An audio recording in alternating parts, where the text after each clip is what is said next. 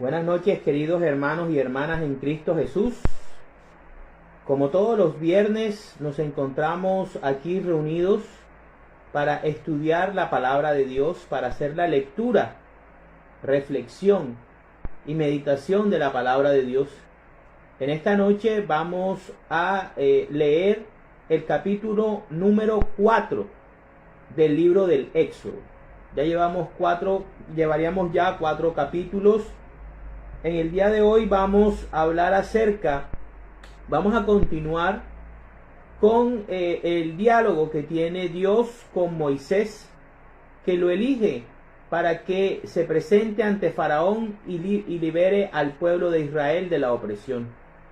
Vamos a hacer la invocación del Espíritu Santo en primera instancia. En el nombre del Padre, del Hijo, del Espíritu Santo. Amén. Señor Dios Padre Todopoderoso, te damos gracias por este día, Padre Santo. Queremos pedirte fortaleza para nuestras amistades que han perdido a sus familiares.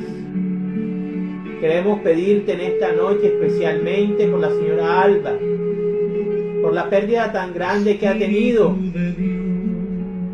de su esposo José Saad, nuestro gran amigo, un gran servidor, Señor. Rogamos, Padre, porque tú lo tengas en tu santa gloria. Gracias, Señor, por permitirnos conocer a un servidor tuyo con su carisma, con su buen humor y con su disposición para servirte, Señor. Gracias, Padre Santo, por su familia, Señor, que todavía se queda aquí en la tierra. Dale fortaleza en este momento difícil de dolor, Señor. Hoy te pedimos la bendición del Espíritu Santo para comprender tu palabra, Señor, pero también para comprender los tiempos turbios, los tiempos difíciles,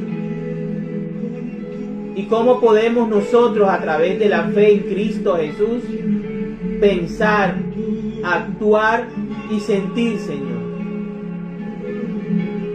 Ven, Espíritu Santo, ilumínanos, guíanos, instrúyenos con tu presencia, Espíritu Santo. Llénanos de fortaleza en medio de esta tristeza, en medio de este dolor, de perder hermanos en Cristo. Fortalécenos a todos e inspíranos a seguir luchando y a entregar nuestra vida a tu servicio, Señor, de manera sincera, de manera honesta,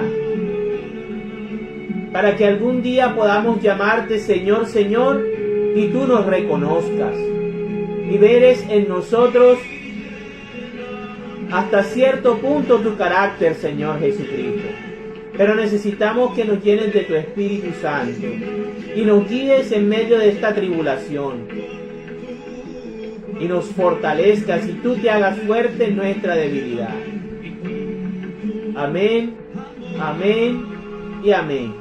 En el nombre del Padre, del Hijo, del Espíritu Santo. Amén. Hoy hacemos esta lectura, esta reflexión en honor a nuestro gran amigo José Saad, que en el día de ayer partió a la presencia del Señor, dejándonos un gran dolor, un gran vacío a toda la comunidad del Santuario Mariano Nuestra Señora del Carmen de Puerto Colombia, porque era un miembro muy activo, muy servicial de nuestra comunidad, una persona bastante carismática, que siempre estaba ahí cuando se necesitaba algún servicio, como proclamador, como agente extraordinario de la comunión, como miembro del EPAP del Santuario Mariano y de otros grupos también.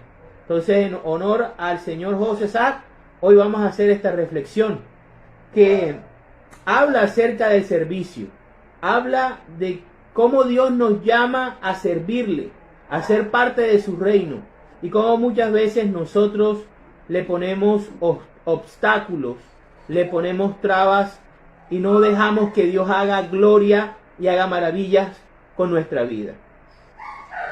Capítulo 4 del Éxodo. Ellos no me creerán, ni tampoco me harán caso, contestó Moisés. Al contrario, me dirán, el Señor no se te ha aparecido. ¿Qué es lo que tienes en la mano?, preguntó el Señor. Un bastón, contestó Moisés. Arrójalo al suelo, ordenó el Señor. Moisés lo arrojó al suelo y en ese mismo instante el bastón se convirtió en una serpiente. Moisés echó a correr para alejarse de ella, pero el Señor le dijo, extiende la mano y agárrala por la cola. Moisés extendió la mano y al agarrarla, la serpiente se convirtió otra vez en bastón. Esto es para que crean que se te ha aparecido el Señor, Dios de tus antepasados, Dios de Abraham, de Isaac y de Jacob, dijo el Señor.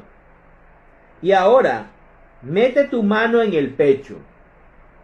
Moisés metió su mano en el pecho y al sacarla vio que estaba enferma de lepra y blanca como la nieve.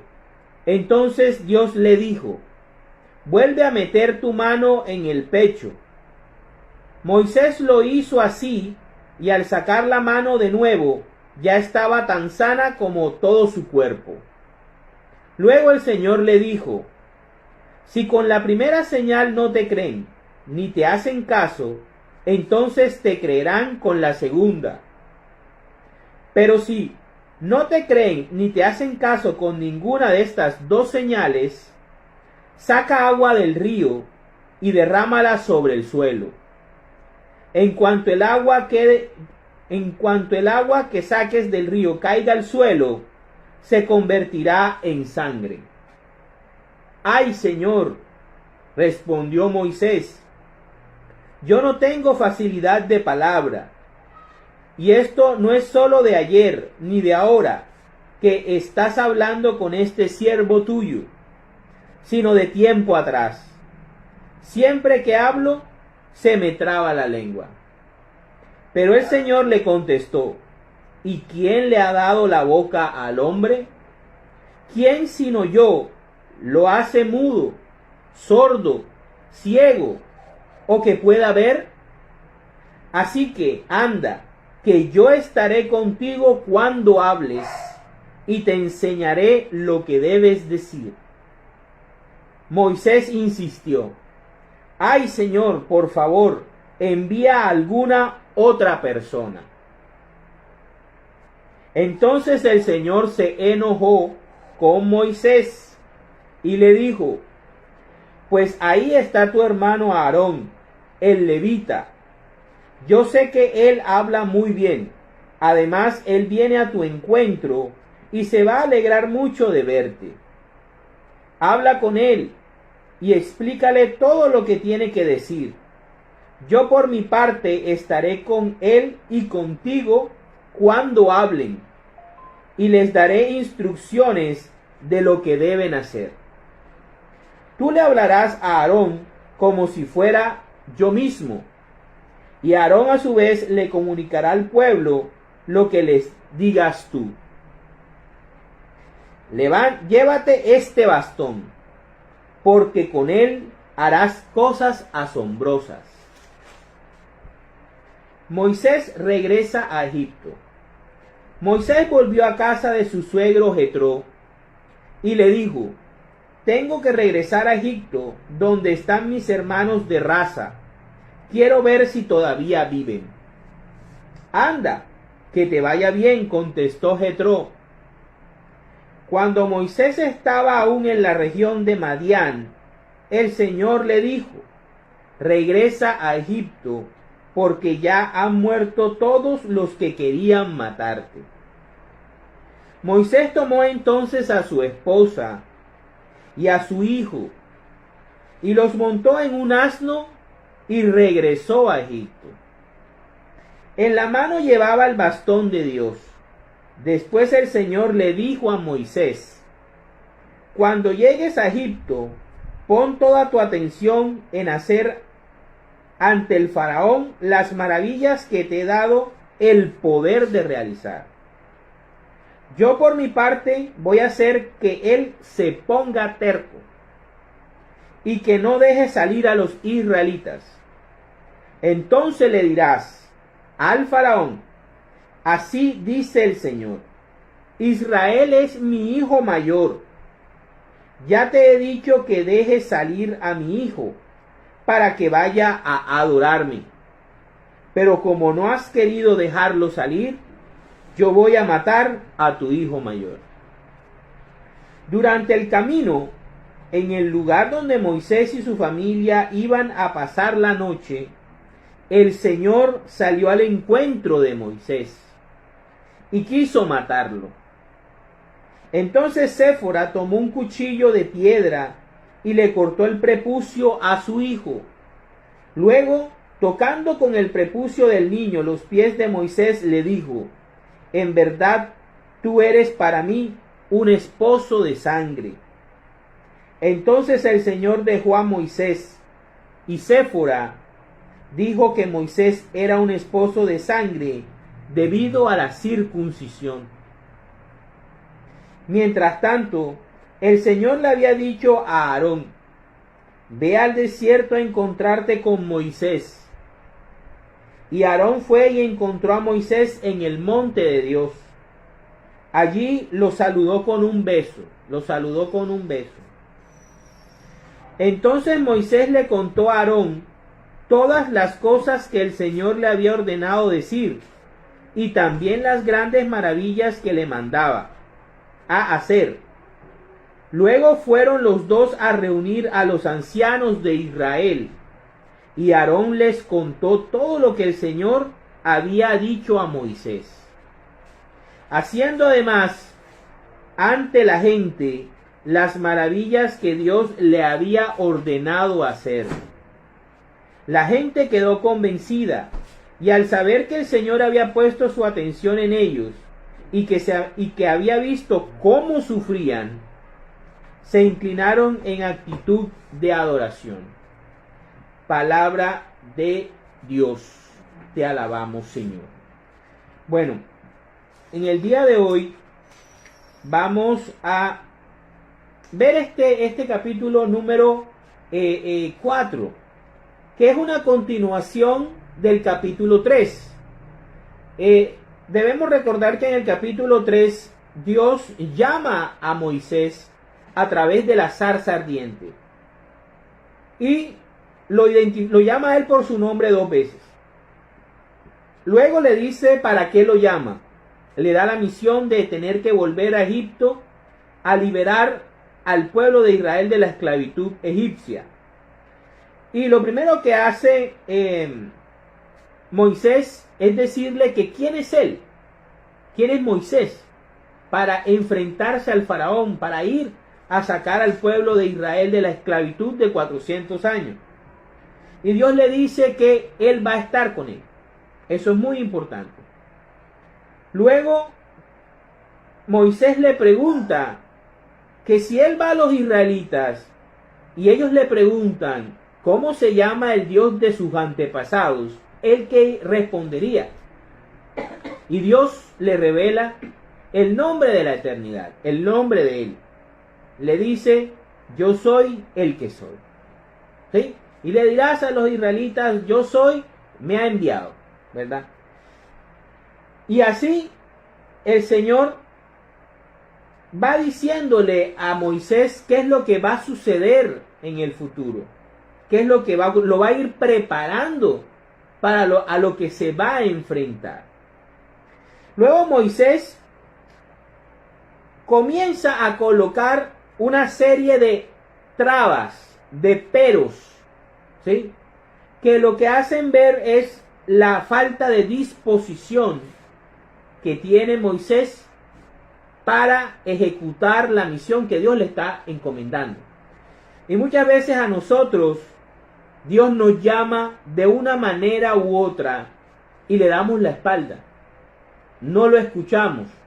Nos volvemos Shakira, ciego, sordo y mudo.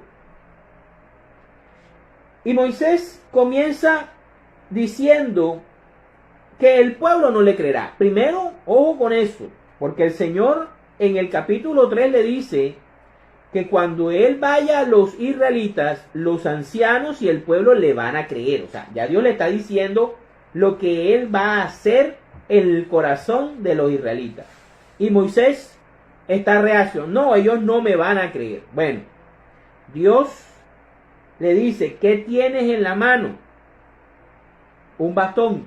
El bastón que durante 40 años Moisés ha usado para pastorear las ovejas de su suegro Jetro. Ni siquiera son las ovejas propias, no son sus propias ovejas, sino las ovejas de su suegro. Ese bastón ha sido su herramienta de trabajo durante 40 años.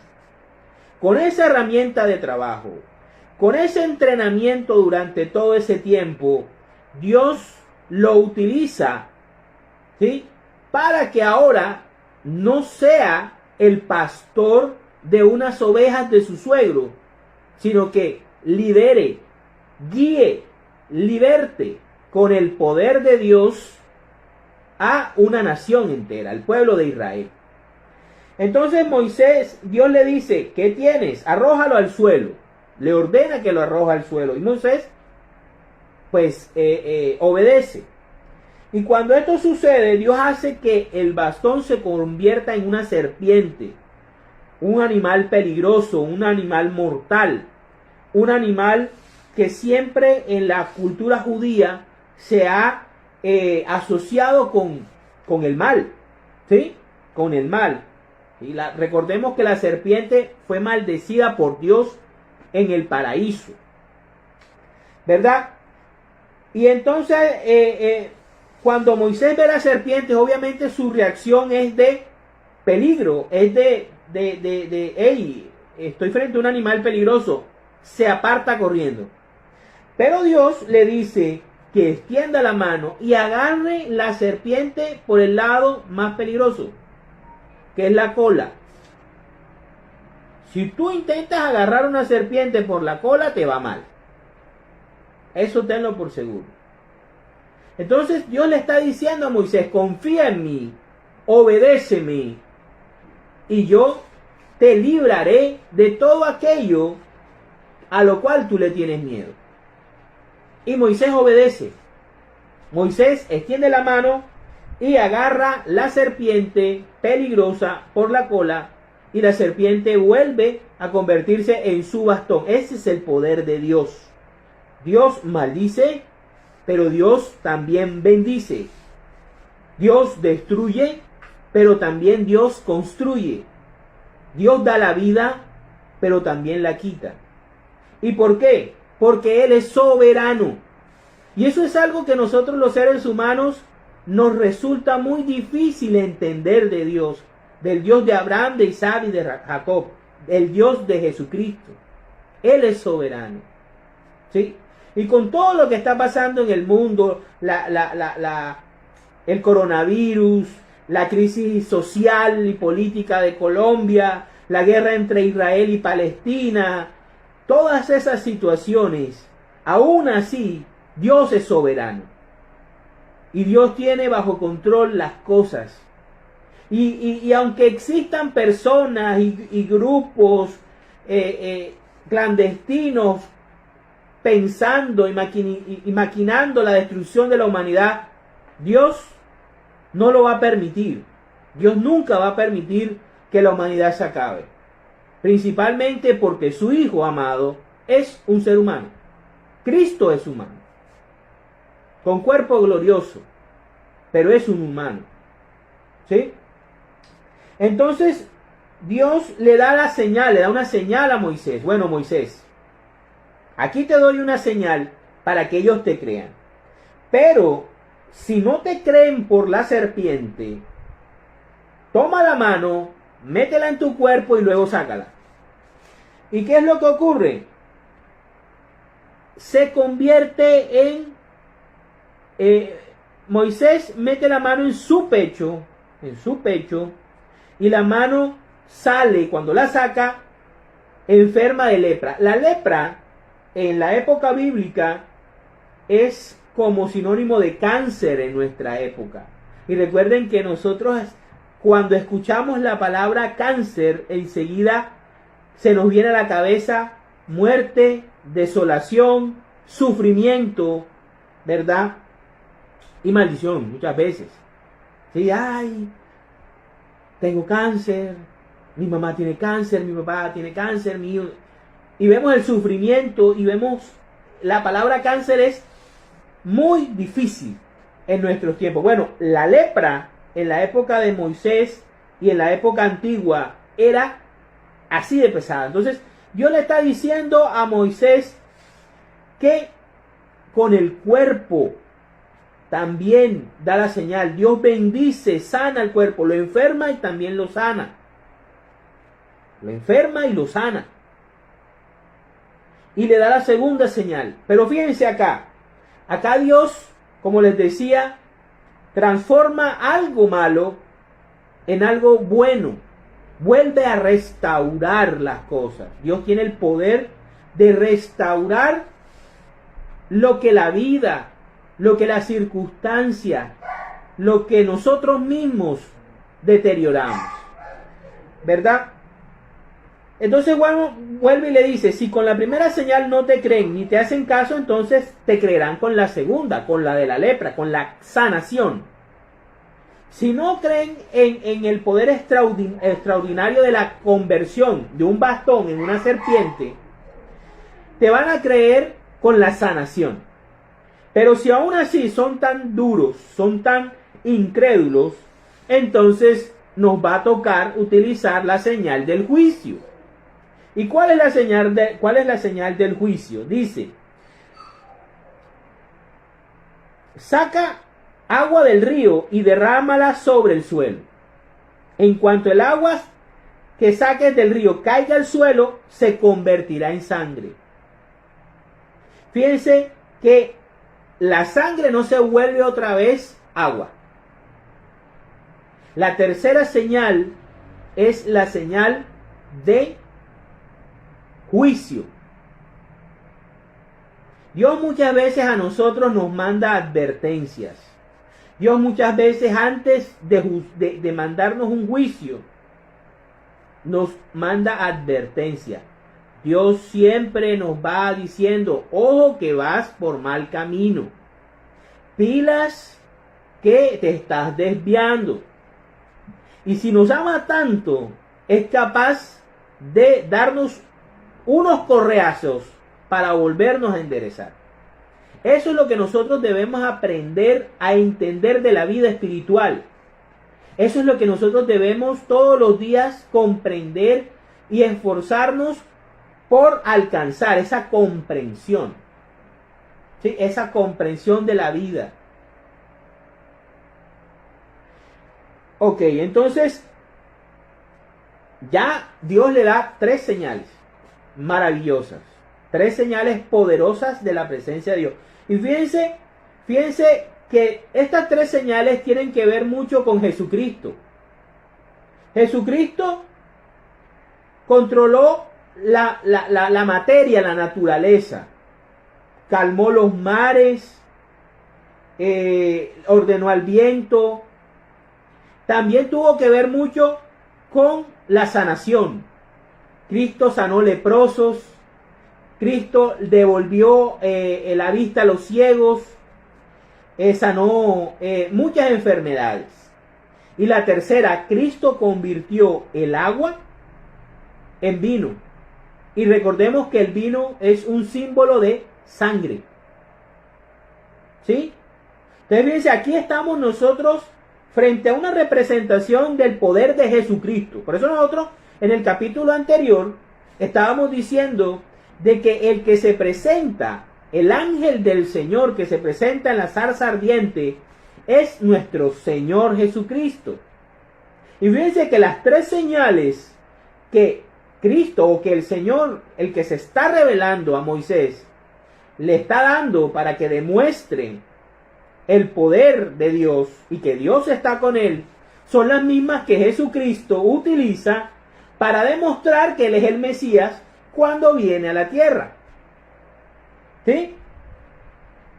Entonces, Moisés continúa y es más, expresa ya por fin su miedo y su temor y dice: ay Señor, respondió Moisés, no tengo facilidad de palabra. Le miente a Dios. Le miente a Dios. Y esto no es solo de ayer ni de ahora que estás hablando con este siervo tuyo, sino de tiempo atrás. Siempre que hablo se me traba la lengua. Moisés era un hombre letrado en Egipto. Era un hombre de fácil habla en Egipto. Entonces quiere decir de que en 40 años se le trabó la lengua. Sería como no la usaba porque nada más hablaba con ovejas, ¿verdad? Y de vez en cuando con su suegro y con su esposa. Pero Dios nuevamente le quita ese pero. ¿Y quién le ha dado la boca al hombre? ¿Quién sino yo lo hace mudo, sordo, ciego o que puede ver? Así que anda, que yo estaré contigo cuando hables y te enseñaré lo que debes decir. Estas mismas palabras se las dice Jesucristo a sus discípulos. Estas mismas palabras cuando Jesús envía a los apóstoles a predicar. Cuando Jesús envía a los 72, las mismas palabras les dice. Cuando los discípulos dicen: Señor, ¿y qué vamos a decir? ¿De qué vamos a hablar? Jesús le dice: no se preocupen por lo que han de hablar. El Espíritu Santo les dirá lo que tienen que decir. ¿Sí? Estamos en esta misma situación. Moisés no tenía que preocuparse de qué iba a hablar o qué iba a decir. ¿Por qué? Porque el Espíritu de Dios que lo estaba llenando, que de ahí en adelante lo iba a controlar, lo iba a guiar, lo iba a ungir, iba a decirle lo que él tenía que decirle al faraón y lo que tenía que decirle a su pueblo. Entonces es muy importante cuando nosotros sentimos el llamado de Dios y tenemos miedo.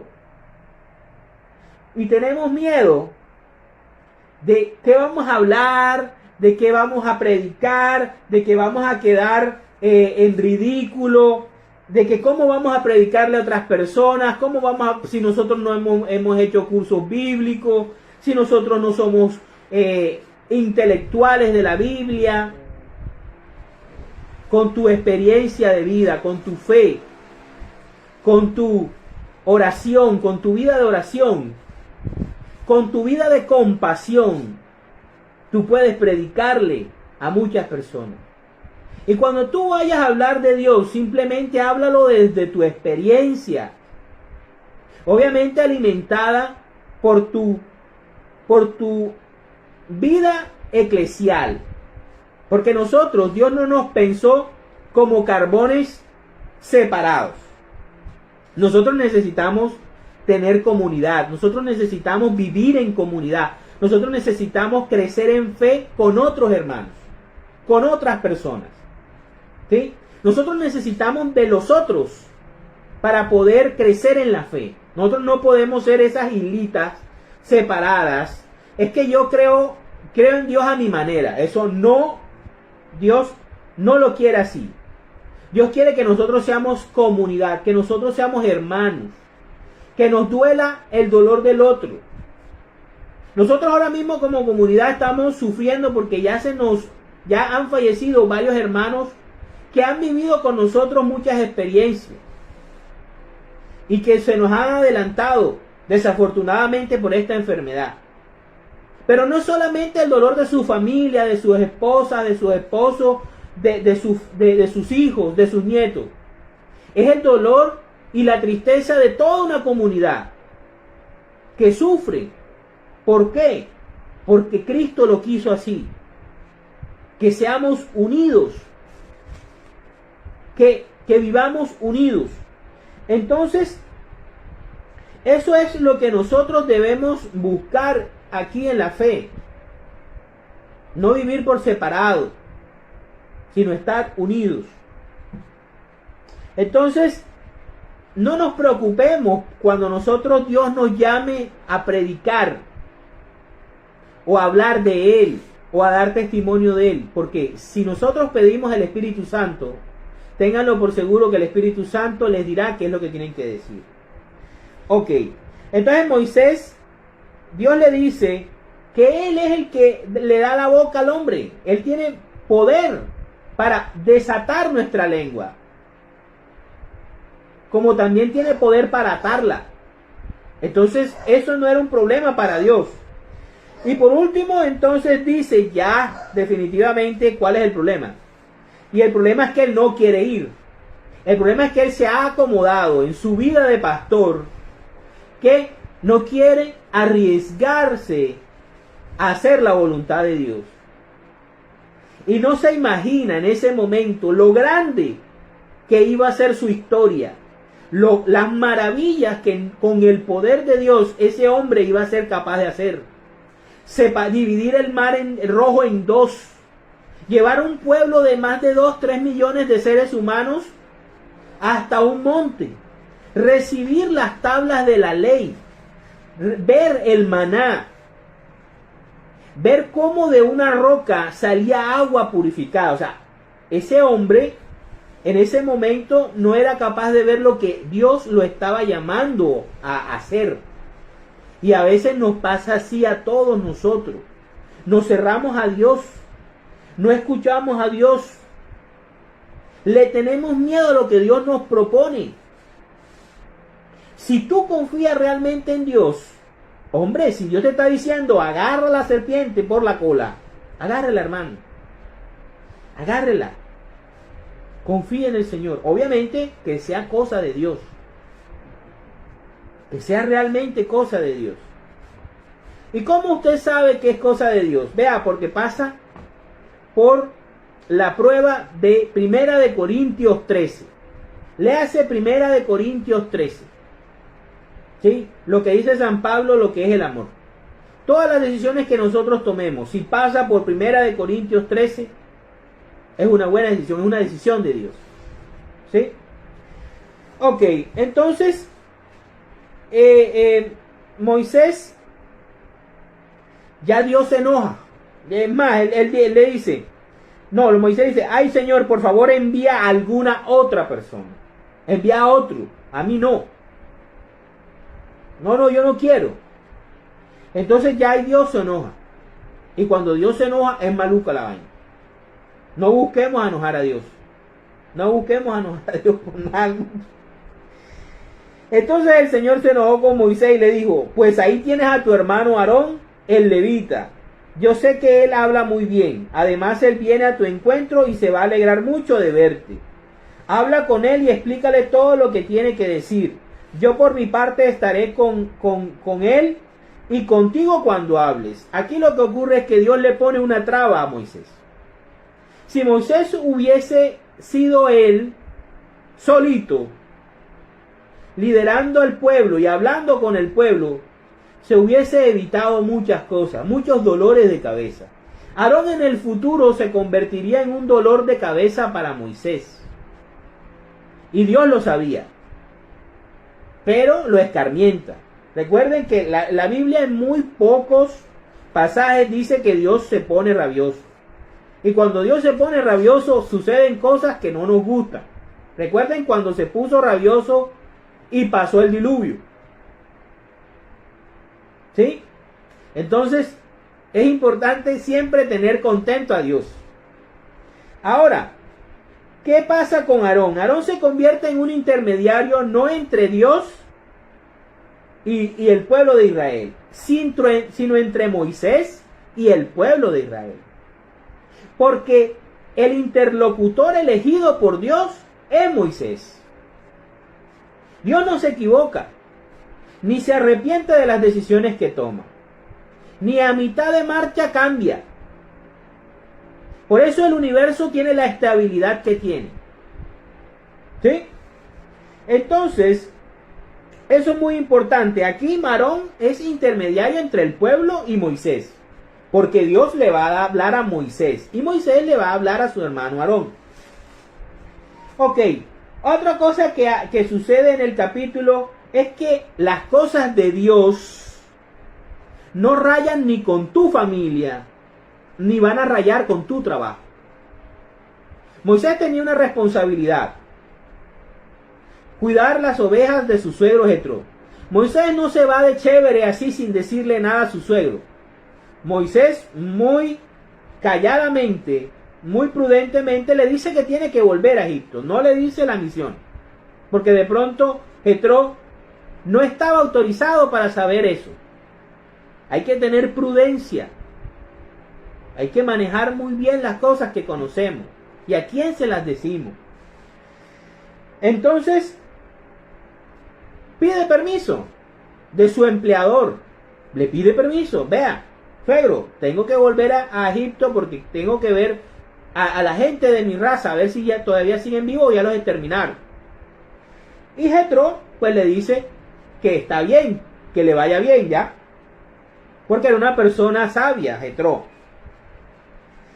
¿Y qué es lo que pasa? Que Dios Moisés todavía estaba en Madián y Dios le dice que debe regresar a Egipto, porque ya sus enemigos, aquellos que querían matarlo, ya murieron. ¿Sí? Ya hay otro faraón al cual él se tiene que enfrentar. Ahora, me llama la atención esto, y es que Moisés hace el mismo viaje que hace José, el carpintero de Nazaret, o el carpintero de Belén. Él toma a su esposa Séfora en lugar de María, y a Gersón en lugar del niño Jesús, y en un asno se van a Egipto, como ocurre también en la historia y en la vida de Cristo. ¿Sí? Pero lleva el bastón de Dios en la mano. Fíjense que la palabra de Dios aquí identifica al bastón como el bastón de Dios. En el bastón es donde reside el poder de Dios. Y el bastón para mí representa la cruz de Jesucristo. Es un madero, el madero poderoso de Dios. Y sabemos muy bien como cristianos católicos que no hay madero más poderoso y más fuerte que la cruz del Calvario. Ese bastón que llevaba Moisés en sus manos era la cruz de Cristo. Era una prefigura de la cruz del Calvario. Entonces, ¿qué es lo que pasa? Dios le dice a Moisés: cuando llegues a Egipto, pon toda tu atención en hacer ante el faraón las maravillas que te he dado por realizar. Yo por mi parte voy a hacer que el faraón se ponga terco. Recuerden, Dios al final es el gobernante supremo de todas las naciones. Por eso debemos confiar en la soberanía de Dios y debemos estar en constante oración por nuestra nación. Nosotros debemos orarle a Dios por nuestro país o por nuestros países. Y no debe salir a los israelitas. Entonces le dirás al faraón: así dice el Señor de Israel. El Señor: Israel es mi hijo mayor. Claro, Israel es la nación elegida. Es el hijo mayor de Dios, porque los otros hijos son las demás naciones de la tierra. Por eso es que Dios nunca abandonó a los otros países.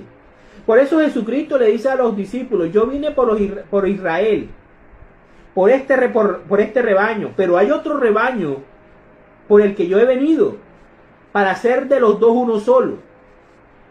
Y esa es la iglesia. Por eso la iglesia se abre a los paganos, a los gentiles, a través de la predicación de los apóstoles y a través de la predicación de San Pablo y de San Pedro, y llega hasta Roma. Bueno, aquí ocurre algo importante para resumir ya el resto, y es una de las cosas más oscuras que existen en la Biblia, y es esta: durante el camino, en el lugar donde Moisés y su familia iban a pasar la noche, el Señor salió al encuentro de Moisés y quiso matarlo. Muchos exégetas se preguntan y dan respuestas a por qué sucedió esto, por qué la palabra de Dios nos relata este momento, por qué Dios, después que ha elegido a Moisés, decide matarlo. Y es por algo importante.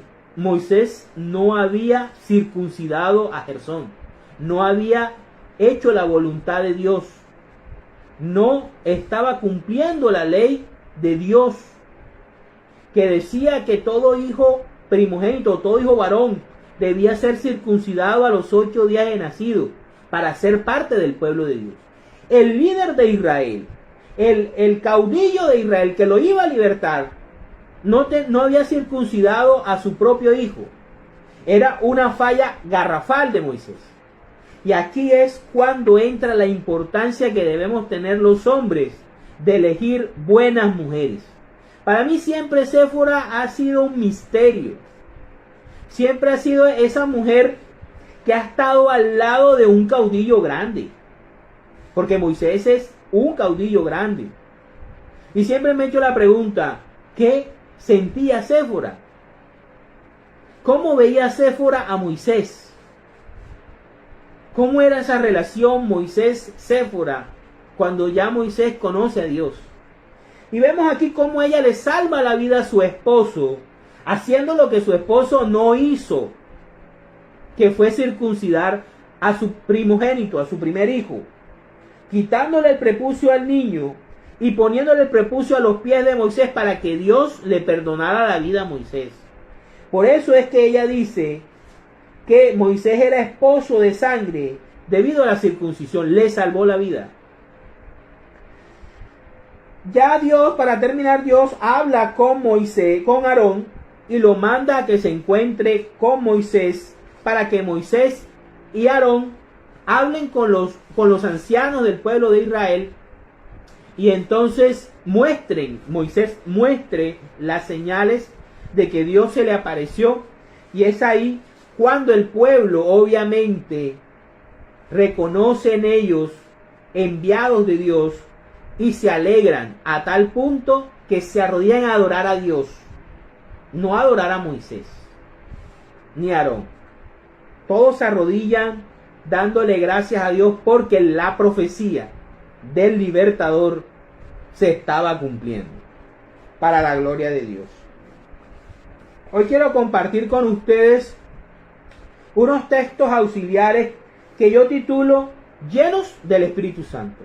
Vamos a ver la diferencia que hay cuando Dios nos llama, pero no estamos llenos del Espíritu Santo. Cuando no dejamos que el Espíritu Santo sea el que nos guíe, sea el que nos llene, sea el que nos haga hablar, el que nos haga actuar.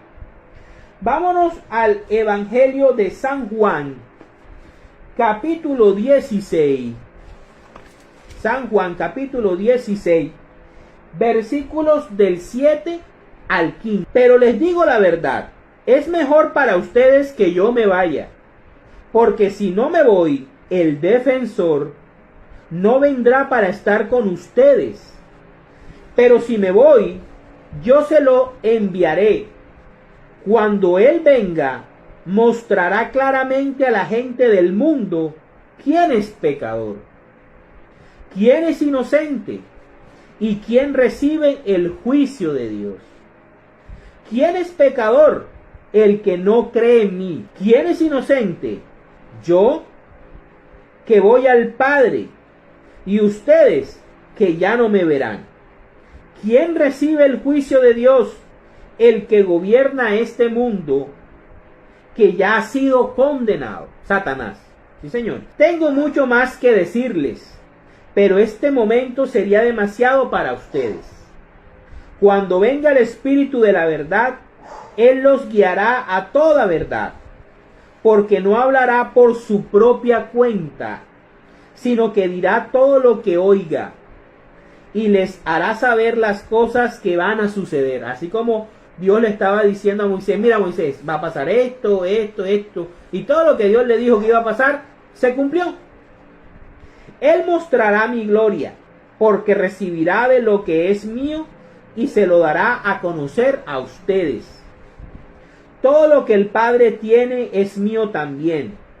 Por eso dije que el Espíritu recibirá de lo que es mío y se lo dará a conocer a ustedes. Palabra de el Señor. Gloria a ti, Señor Jesús. Por eso decir que el ángel del Señor es nuestro Señor Jesucristo, y que Él se pueda identificar como yo soy el que soy, y que Él se pueda identificar como el Dios de Abraham, de Isaac, de Jacob, no es una blasfemia. ¿Por qué? Porque Jesús aquí nos está diciendo que todo lo que es del Padre es de Él. Que Él puede decir también que Él es Dios creador. Que Él también puede decir muy fácilmente que Él es yo soy el que soy. ¿Sí? Vámonos ahora al Evangelio de San Lucas, capítulo 22, versículos del 54 al 62. Pedro niega conocer a Jesús. Miremos una persona cuando no está llena del Espíritu Santo. Ya sabemos que el Espíritu Santo es la persona que nos va a revelar y es la persona que va a actuar en nosotros para que nosotros hablemos de Dios. Veamos una persona que no está llena de Dios, que no está llena del Espíritu Santo. Arrestaron entonces a Jesús y lo llevaron a la casa del sumo sacerdote. Pedro lo seguía de lejos. Pedro lo seguía de lejos. Allí, en medio del patio, habían hecho fuego y se sentaron alrededor. Y Pedro se sentó también entre ellos. En esto, una sirvienta, al verlo sentado junto al fuego, se quedó mirándolo fijamente y dijo: ¿tú también? También éste estaba con él. Pero Pedro lo negó diciendo: mujer, yo no lo conozco. Poco después otro vio y dijo: tú también eras uno de ellos. Pedro contestó: no, hombre, no lo soy. Como una hora después, otro insistió: seguro que éste estaba con él. Además, es de Galilea. Pero Pedro dijo: hombre, no sé de qué hablas. En ese mismo momento, mientras Pedro aún estaba hablando, cantó un gallo. Entonces el Señor se volvió y miró a Pedro. Y Pedro se acordó de que el Señor le había dicho: hoy, antes que el gallo cante, me negarás 3 veces. Y salió Pedro de allí y lloró amargamente. Palabra del Señor. Gloria a ti, Señor Jesús. Miren cómo una persona que no está llena del Espíritu Santo, ante la persecución, ante los problemas, ante las dificultades, huye, niega a Dios. Pedro en ese momento no tenía el Espíritu Santo. Pedro en ese momento no estaba lleno del Espíritu Santo. Pedro tenía miedo de morir. Pedro tenía miedo de sufrir las mismas penurias que su maestro iba a empezar a sufrir. Vámonos ahora a Hechos, capítulo 1, versículos del 5 al 8. Es cierto que Juan bautizó con agua, pero dentro de pocos días ustedes serán bautizados con el Espíritu Santo. Está hablando de Pentecostés. Y Pentecostés, recuerden que está cerca. Los que estaban reunidos con Jesús le preguntaron: Señor, ¿vas a restablecer en este momento el reino de Israel? Jesús les contestó: no les corresponde a ustedes conocer el día o el momento que el Padre ha fijado con su propia autoridad. ¿Qué estábamos hablando nosotros ahorita? De que Dios es soberano. Tan soberano que el mismo Jesucristo lo respeta. Tan soberano que Jesús no se mete en los asuntos que son netamente de Papito Dios. Nuestro Señor Jesucristo lo respeta. Pero cuando el Espíritu Santo venga sobre ustedes, recibirán poder y saldrán a dar testimonio de mí en Jerusalén, en toda la región de Judea y de Samaria, y hasta en la parte más lejana de la tierra. Palabra de Dios. Te alabamos, Señor. Ahora veamos a Pedro lleno del Espíritu Santo. Vámonos a Hechos 2, capítulo 2, versículos del 4 al 33. Dice: y todos quedaron llenos del Espíritu Santo y comenzaron a hablar en otras lenguas, según el Espíritu hacía que hablaran. Vivían en Jerusalén judíos cumplidores de sus deberes religiosos, que habían venido de todas partes del mundo. La gente se reunió a oír aquel ruido y no sabía de qué pensar, porque cada uno oía a los creyentes hablar en su propia lengua. ¿No es acaso Dios le dijo a Moisés: ¿no soy yo quien le da la boca al hombre? Miren lo que está pasando. Eran tales sus sorpresas y su asombro que decían: ¿acaso no son galileos todos estos que están hablando? ¿Cómo es que los oímos hablar en nuestras propias lenguas? Aquí hay gente de Partia, de Media, de Elam, de Mesopotamia, de Judea, de Capadocia, del Ponto y de la provincia de Asia, de Frigia y de Panfilia, de Egipto y de las regiones de Libia cercanas a Cirene. Hay también gente de Roma que vive aquí. Unos son judíos de nacimiento y otros se han convertido al judaísmo. También los hay venidos de Creta y de Arabia, y los oímos hablar en nuestras propias lenguas de las maravillas de Dios. Todos estaban asombrados y sin saber qué pensar, y se preguntaban: ¿qué significa todo esto? Pero algunos burlándose decían: es que están borrachos. Y aquí es donde viene la transformación del personaje que negó 3 veces a su Señor. Entonces Pedro se puso de pie junto con los otros 11 apóstoles, y con voz fuerte, ya no oculto, escondido, ahí como que no me miren, sino de pie, con voz fuerte, hablándole a todo el mundo que venía de todas partes de la tierra, dijo: judíos y todos los que viven en Jerusalén, sepan ustedes esto y oigan bien lo que les voy a decir. Estos no están borrachos como ustedes creen, ya que apenas son las 9 de la mañana. Al contrario, aquí está sucediendo lo que anunció el profeta Joel, cuando dijo: sucederá que en los últimos días, dice Dios, derramaré mi espíritu sobre toda la humanidad. Los hijos e hijas de ustedes comunicarán mensajes proféticos. Los jóvenes tendrán visiones y los viejos tendrán sueños. También sobre mis siervos y siervas derramaré mi espíritu en aquellos días, y comunicarán mensajes proféticos. Y en el cielo mostraré grandes maravillas, sangre, fuego y nubes de humo en la tierra. El sol se volverá oscuridad, y la luna como sangre, antes que llegue el día del Señor, día grande y glorioso. Pero todos los que invoquen el nombre del Señor alcanzarán la salvación. Escuchen pues, israelitas, lo que voy a decir. Como ustedes saben muy bien, Dios demostró ante ustedes la autoridad de Jesús de Nazaret, haciendo por medio de él grandes maravillas, milagros y señales. Y a ese hombre que conforme a los planes y propósitos de Dios fue entregado, ustedes lo mataron, crucificándolo por medio de hombres malvados. Pero Dios lo resucitó y liberándolo de los dolores de la muerte, porque la muerte no podía tenerlo dominado. El rey David, refiriéndose a Jesús, dijo: yo veía siempre al Señor delante de mí, con él a mi derecha nada me hará caer. Palabra de Dios. Te alabamos, Señor. Y sería muy largo, el discurso es muy largo, pero fíjense cómo un ser humano cambia de tener miedo, de negar las cosas, de ocultarse, a ir a enfrentar a una multitud de personas. Habían como 3.000 personas ahí, de diferentes partes del planeta.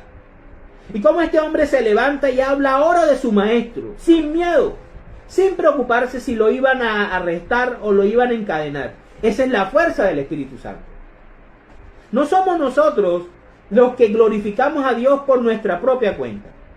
Es Dios, a través de su gracia, quien nos hace a nosotros capaces de darle gloria y de servirle de una manera u otra para la gloria de Dios, queridos hermanos. Vamos a hacer la oración y final. En el nombre del Padre, del Hijo, del Espíritu Santo. Amén. Señor, en esta noche queremos darte gracias por la vida, por nuestra existencia. Queremos pedirte fortaleza por todas las familias que han perdido un ser querido, Señor. Llena, Señor, nuestra vida de tu Espíritu Santo. Ilumínanos fuertemente, guíanos para poder entender, Señor, estos momentos. Te pedimos tu presencia en nuestros hogares, llena nuestra vida de tu amor, de tu paz y de tu gracia. Amén. En el nombre del Padre, del Hijo, del Espíritu Santo. Amén.